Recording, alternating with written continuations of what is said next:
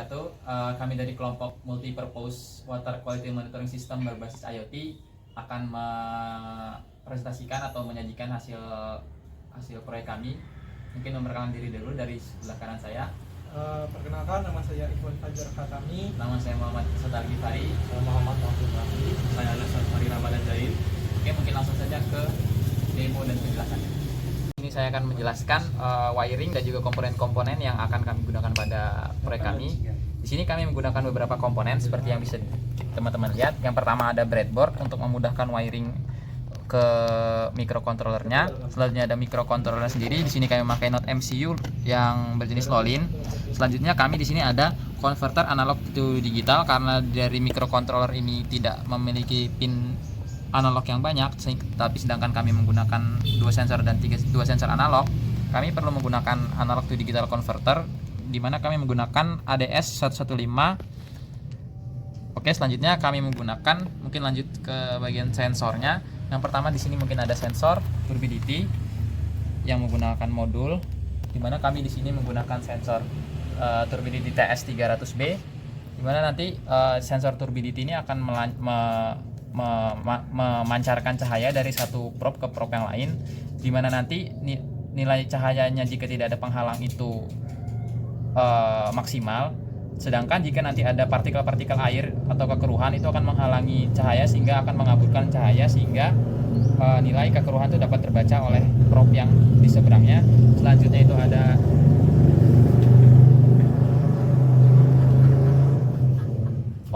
ada motor. Selanjutnya ada sensor pH. Kami menggunakan model E201C, E201C serta dengan modulnya juga bisa dilihat gimana. Nah, bisa dilihat di sini. Di modulnya sendiri ada dua potensiometer, di mana potensiometer yang pertama ini digunakan untuk mengatur tegangannya pada tegangan output pada sensornya. Selanjutnya ada penggunaan ini, yang satunya digunakan untuk mengatur threshold untuk si buzzernya hidup kalau ingin menggunakan pin digital. Oke, mungkin selanjutnya ada temperatur sensor yang DSB 1820 yang bekerja dengan bekerja dengan cara mengubah nilai-nilai sensor yang ada pada di sini menggunakan modul digital yang ada di sini. Oke, mungkin selanjutnya kita ke demo. Baiklah, selanjutnya yaitu untuk kode IoT yang digunakan pada device-nya. Itu pertama pada baris ketiga ini yaitu untuk mendeklarasikan IoT ESP8266 kita untuk terhubung ke internet dan terhubung pada Blink konsol kita. Ini untuk tokennya dan ini template dan ID-nya. Kemudian ke baris ke selanjutnya itu ada deklarasi untuk library yang digunakan untuk ESP8266 di Arduino ini. Kemudian ada inisialisasi ini untuk inisialisasi komponennya, dimana untuk pin D3 untuk dihubungkan pada node MCU untuk temperatur sensornya. Kemudian ini untuk konfigurasi blinknya lagi, ini ada autentikasi yang tadi, dan ini password dan nama wifi yang akan digunakan. Kemudian selanjutnya konversi turbidity ini ke satuan NTU. NTU ini adalah Nevolematic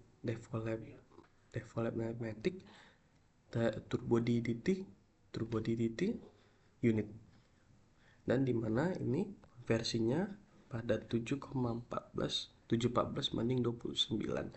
Konstanta berdasarkan karakteristik dari sensor yang kita gunakan ini. Kemudian konversi pada nilai pH kita, dimana nilai pH-nya yaitu pada pH yang standar yaitu 7, dan ini untuk mengubahnya menjadi nilai yang akan kita gunakan menjadi linear ya.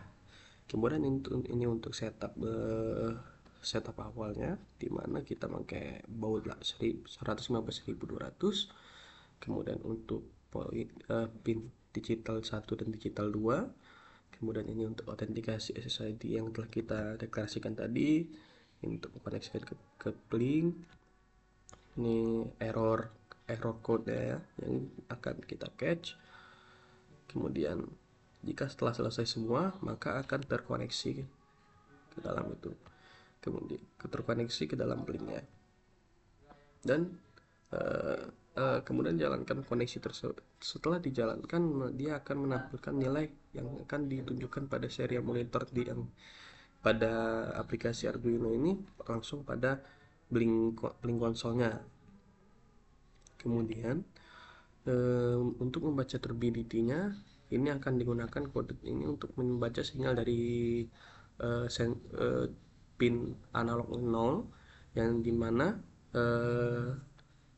akan membaca nilainya, resolusi per langkahnya untuk rentangnya 0,1875.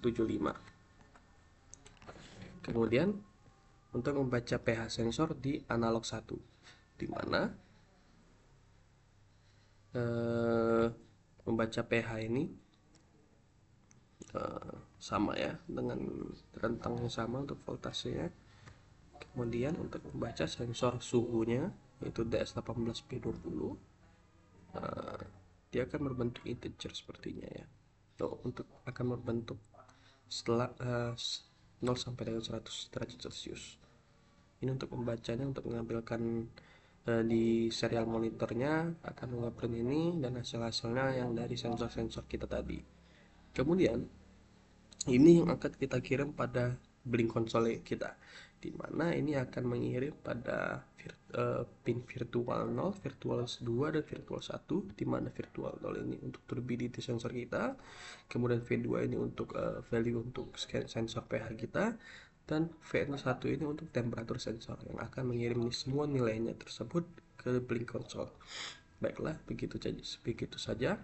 Dan terakhir ini untuk delay untuk setiap pembacaan sensor tersebut. Jadi nilainya akan mengirim setiap 1 detik. Baik, berikutnya ada konfigurasi di blink cloud-nya. Di sini saya telah membuat satu device pada template saya, yang mana device-nya bernama multipurpose water monitor. Di sini ada 3 monitoring, ada turbidity, suhu, dan pH yang telah saya buat. Untuk pinnya sendiri saya membuat 3 pin, yang dimana di sini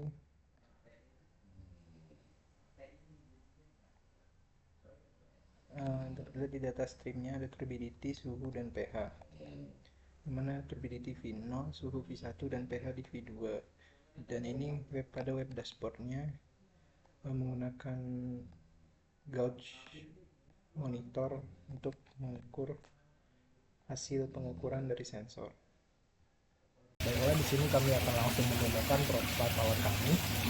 Ini kami menggunakan box kardus dan juga power dari laptop, yang dimana seharusnya kami apabila kami mengimplementasikannya di real life secara langsung, itu kami menggunakan kotak dari besi dan juga powernya itu dari baterai. Namun karena ini prototype, kami menggunakan power dari laptop dan juga kotak kardus.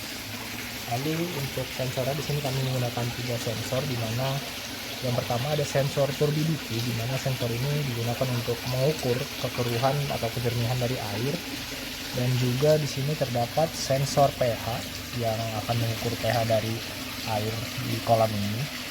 Kemudian ada juga sensor suhu 4502C yang digunakan untuk mengukur suhu dari kolam ini. Di sini untuk hasil monitoringnya, di mana hasil untuk turbidity atau kekeruhan airnya adalah di 1700, di mana angka ini menunjukkan bahwa kekeruhan dari air kolam ini adalah normal. Lalu kemudian untuk suhu dari kolam ini adalah 28 derajat Celcius, di mana angka ini juga menunjukkan bahwa suhu dari kolam ini normal. Kemudian untuk pH dari kolam ini di angka 7, dan perlu diketahui juga bahwa kami di sini menggunakan tipe data integer, di mana angka 7 ini tidak akurat 7 plak ketik 7, namun bisa saja angka ini berada di 6, atau di 7, jadi untuk pH tidak terlalu rinci. Sekian.